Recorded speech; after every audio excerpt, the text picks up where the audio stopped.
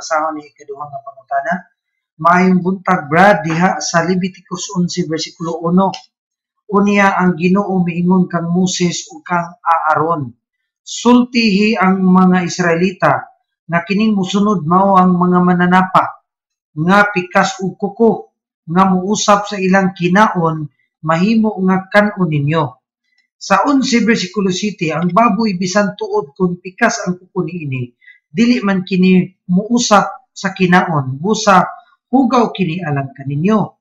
Pangutana, dili ba ang mga Israelita ray giingnan sa Dios nga walay labot ug walay labot ang ubang mga kanasuran? Wala tay labot ana.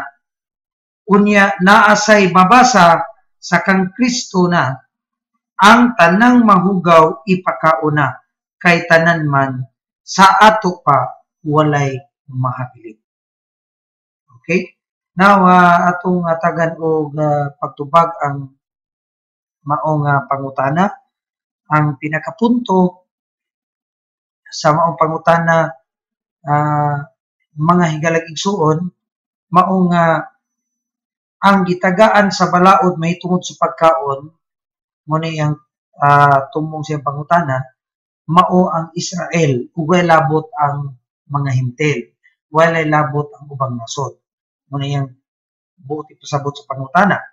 No, pangutana, ang pangutana, dili ba ang mga Israelita ra ang giingnan sa Dios ug walay labot ang ubang kanasuran? Wala tay labot ana. No, kay dili man tay naat, wala man ta karon sa nasod sa Israel. So mo na ang buot ipasabot mga higalag kay isuna, no, sa nangutana nga kaning balaod sa pagkaon gihatag gani ngadto sa nasod sa Israel. Wa kuno tay labot nga mga hintil, mga higalag igsuon. Now atong tubagon pinaagi sa balaan nga kasulatan. Unang nga bersikulo atong ihatag sa 147 sa Tehillim o Salmo bersikulo 19 ngadto sa bersikulo 20. Siya nagapakita sa iyang pulong ngadto ni Jacob sa iyang mga tulumanon ug iyang mga paghukom ngadto sa Israel. Siya wala nagabuhat sa ingon sa bisan unsa nga nasod og mahitungod sa iyang mga paghukom. Sila wala manghibalo kanila pagdayeg kamo sa inyo. Now, tinuod mga higalag igsuon nga ang unang paghatag sa mga balaod sa atong makagagahon kini unang gipiyal sa atong Elohim ngadto sa katawhang Israel. Nganuman sila man ang gitawag og piniling katawhan. No, ang piniling katawhan na nasa usa sa atong mga alawito, no? Ang piniling katawhan ni Abba Yahweh. Now, tinaw o klaro ang pahayag sa 147, 19 ngadto sa 20 nga wala ang atong Elohim nga si Abba Yahweh naghatag sa iyang balaod ngadto sa ubang nasod, gawas lang sa Israel. So Israel lagi ang una nga gitagaan niya sa iyang mga subo. Mao na makita nato sa Leviticus 11 nga ang gikaistorya sa atong Elohim mao gid ang Israelita kay sila man ang unang mga piniling tao sa makagagahom nga iyang gihatagan ining maong mga balaod ug kasubuan. Apan ang pangutana moabot, ang kanibang maong mga balaod sa pagkaon sa ila ra ba ni kutob sa mga Israelita? Tinuod ba nga wala na gyud labot ani ang mga hintil kay ato mabasa nga gikaistorya ang Israel, no? Sa ila ra ba ginikutob wala mo gyud labot ang hintil ani mga higalang igsuon kani mga balaod nga ato makita sa balaang kasulatan kay dili man lang ang balaod sa pagkaon mga higalang igsuon, no, ato makita sa Leviticus 11. Leviticus 11 mga higalang igsoon, balaod na itong sa pagkaon, balaod na itong ganing pagdili sa pagkaon sa baboy. Dili lang kana ang balaod nga gi-address sa atong Elohim ngadto sa Israel. Lakip ang 10 commandments. Lakip ang napo ka mga subo. Gi-address lagi na sa atong Elohim ngadto sa Israel. Nganuman sila lagi ang mga tao nga pinili sa atong makagagahom nga mga foreigner. Sila ang unang nagadala sa balaod sa atong magagaw. Sila ang unang gipiyalan mo na itong makita sa 140 city sa Salmo. Wala ni niya buhata sa ubang nasod. Sa Israel na yun mga hilagisoon. Now, sa Israel na balikutob. Muna atong sulbaron karon. Kung kanibang balaod sa pagkaon, balaod sa 10 Commandments, ubang mga balaod sa barang kasulatan, ila ra ba ni sa Israel, wala ba gitinuoy labot ang ubang mga nasod? No? Ila ra ba ni kutob? No? Ila ra ba ni kutob ni mga balaura? Wala ba tay apel? Dili ba ni mo extend ang maong balaod ngadto sa mga Gentile? Ngadto sa mga silingan nga mga kanasuran? Atong basahon ang kasulatan dinhi sa Números, Kapitulo 15, versikulo 15 o versikulo 16. Ani-aning pahayag.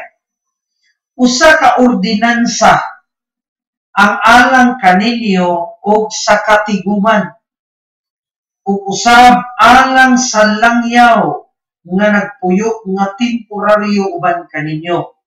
Usa ka ordinansa sa kahangturan o sa inyong mga kaliwatan.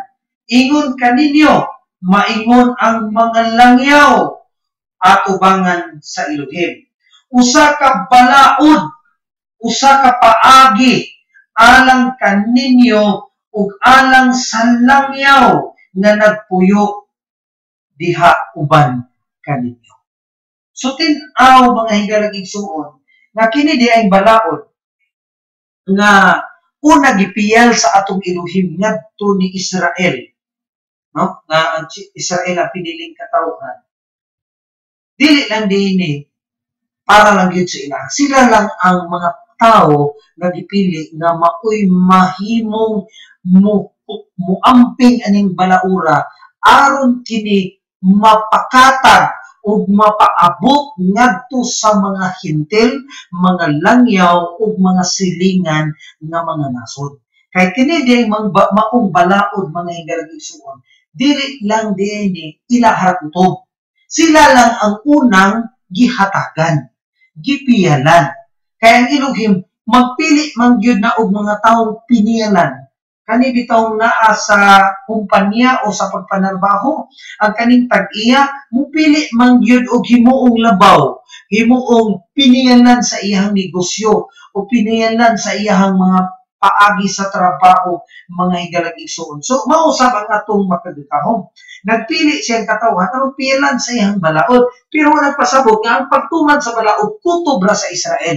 Lakip usab ini ang mga langyaw o mga hintil.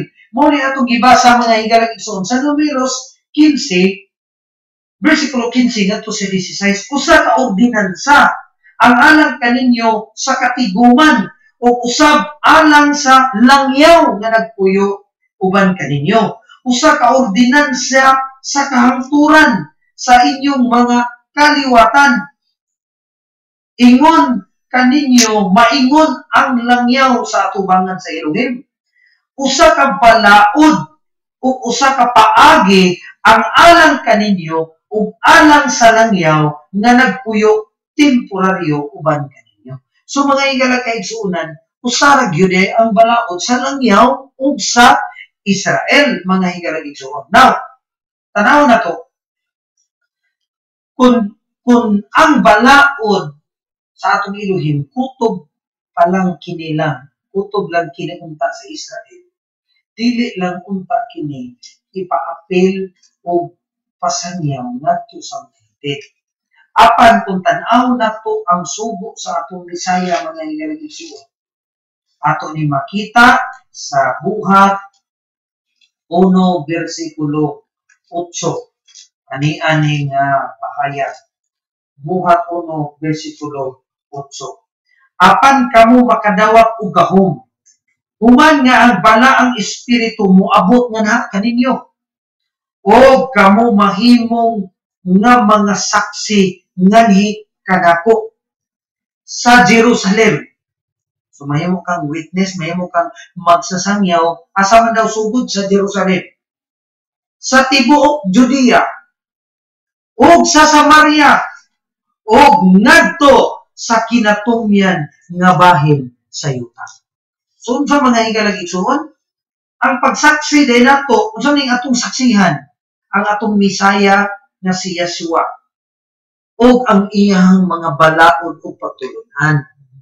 Ato ni isangyaw daw iwali. Asa man magsugod? Sugod sa Israel nga naman, tuwa man dito gipiya lang balaod, dili to magsugod nila.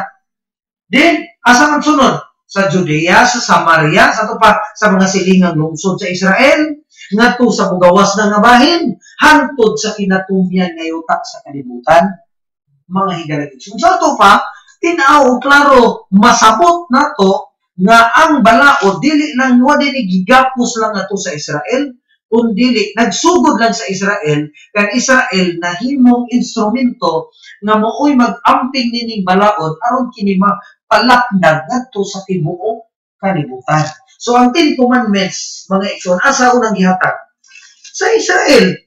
Kinsa may gitagaan? Ang Israel. Di sa gihatag dito sa gihatag ni Ama Yahweh ngadto sa bukid sa Sinai, pinaagi ni Moses ug dala ni Moses ni ngadto sa katawhong Israel. Apan ang kanibang napo kasugo ni sangit rabani kutob lang sa katawhong Israel, ang tubag wala. Mao bitaw hantod kita karon, kitang mga hintil nahibaluta nga ang pagpatay dautan, ang pagpangawat dautan, ang pagpanapaw dautan, ang pagpamakak dautan, nganuman tungod kay kana napo ka mga sugo nga gihatag sa atong Elohim nga si Aba Yahweh ngadto sa Israel, apan kita maghintil apil nga nituman ni ana. Ingon ana usab mga higala igsoon ang balaod sa pagkaon. Oo, ang balaod sa pagkaon mga higala kaigsuonan. Dili lang mga higala kaigsuonan kini alang sa Israel, lakip usab ang mga hintil nga magbantay niini maong balaod. Ani atong kasabot? Isaiah 66 versikulo 16 ngadto sa versikulo 18. Kay pinaagi sa kalayo o pinaagi sa iyang espada ang Elohim makiglalis sa tanang unod. Kung sa giingon mga igalang igsoon, makiglalis daw sa tanang unod. O ang pinatay sa Elohim mahimong daghan. Sila nga nagabalaan sa ilang mga kaugalingon o nagpukli sa ilang kaugalingon diha sa mga tanaman, luyo sa usa ka kahoy diha sa tunga nga nagakaon sa unod sa baboy o sa dulong tanan o sa ilaga aga uton sa tingog magnagaingon ang Elohim. Kay ako nakahibalo sa ilang mga buhat o ilang mga huna-huna kini muabot nga ako mutigom sa tanang kanasuran o ang mga dila o sila muabot o makakita sa akong himaya. Tinaw mga igalag igsuon nga kini di ay hig-abot sa atong Elohim nga si Yeshua mobalik magdala og silot ngadto sa mga tawo nga nagalapas sa balaod ni Aba Yahweh. Ang balaod na itungod sa pagkaon. Unsa may pagkaon? Pagkaon sa mga mahugawng mananap. Ang mananap nga mahugaw dili ipakaon, di dinay ipahikap akan unay noon. No, unsa giingon sa kasulatan sa ganito, ayaw paghikap sa mahugaw kay pagahinangpon ko kamo. Di mo dinay ipahikap akan unay noon. So tinaw mga igalag kaigsuonan nga dili gyud na ipakaon ang mga mahugawng mananap. Kay ang Elohim wala naghimo sa mga mahugawng mananap aron ipakaon. Na ay mga mananap nga limpyo nga iyang gihimo parang mahimo na itong pagkaon apan mahugaw mananap dili na ipakaon mga igalang igsoon ngadto sa tao. Hinuon na anay kaugalingong katuyuan, na anay kaugalingong purpose sa ecological system, na ay kaugalingong tuyo ang kabayo dili na para atong kanon for transportation kana mga igalang igsoon. Oo, ang iro dili na atong kanon kung dili, mahimo na siyang guard sa atong balay, magbalantay na sa atong balay. Mga higaragigsoon, ang baboy, dili na pagkaon, pero giguba sa mga tao ang plano sa Elohim sa katuyuan sa maong mananap. Dili na pagkaon ang baboy, hinunua, scavenger ka na, basuriro ka na, mga higalang igsuon. Muna tiglimpyo sa atong palibot, mga higalang igsuon. So, kung sa may giingon sa kasulatan, si Yeshua moabot aron sa pagsilot ni atong mga katawhan o mga kanasuran. Nganong silutan man ang kanasuran? Naghisgot lang ba ni sa Israel? Dili. Lakip ang mga hintil. Kung wala pa na'y labot sa balaod ang mga hintil, dili na silutan. Ngano man, asilutan bago nang walay sala, kay ang sala mga igsuno man ang paglapas balaod. So kung walay labot sa balaod sa pagkaon ng mga hintil, dili na silutan ang kanasuran. Mahipungod sa pagkaon nga makita sa Isaiah 66, versikulo 18. Tigumo ni Abayawi ang kanasuran o ipahamtang ang iyang kapungot o silot, pinaagi sa nagdilaab na kalayo. Mga higalang igsuon, dili tinuod nga ang baboy gilimpyuhan na. Dili nato mabasa sa kasulatan nga ang baboy gilimpyuhan na. Usa ka hagit nato ipaabot nga kung makahatag mong teksto, litra por litra diha sa balang kasulatan nga ang baboy ipakao na kay gilimpyuhan na. Kay ang ato makita mga higalang igsoon sa buhat 10, versikulo 15, dili ang baboy ang gilimpyuhan diha mga higalang igsoon. Dili ang mananap nga mahugaw ang gilimpyuhan diha. Kung dili, panan-awon lamang kana nga naghulagway nga tinuod nga gilimpyuhan ang katong mga tao nga mga hintil nga nidawat og ni tuo na ni Yeshua Misaya, ginalimpyuhan na ang ilang mga kasing-kasing.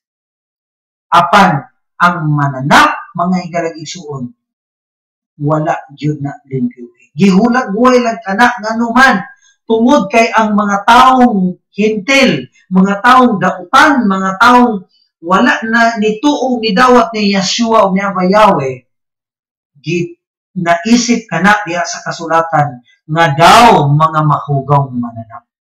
Ang mga taong makasasala, mga taong malapason sa balaod, giisip kana sa kasulatan, gisimbulukan kana sa mga mahugaw mananap mga higalang igsoon. Muna makita nato diha sa panan-awon nga gipadayag sa buhat 10 nga naay mga mananap nga nagakamang, mga maghugaw mananap nga daw gilimpyuhan na, apan ang gipasabot ana mga higalang igsoon, dili di ay ang mananap mismo ang gilimpyuhan, kundi ang mga tao nga mga hintil nga mituog midawat ni Yeshua Misaya.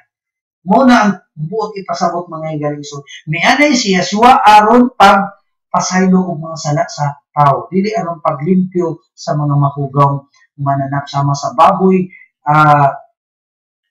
kabayo, iro, iring, ilaga, o uban pa, mga higalang kaigsuonan. So, dili di ay ang Israel lang ang ipiyalan o gihatagan niining maong balaod, kung dili lakip di ay ang mga hintil. Ato nang isa-isay dini sa kahanginan. Mga higalang kaigsuonan.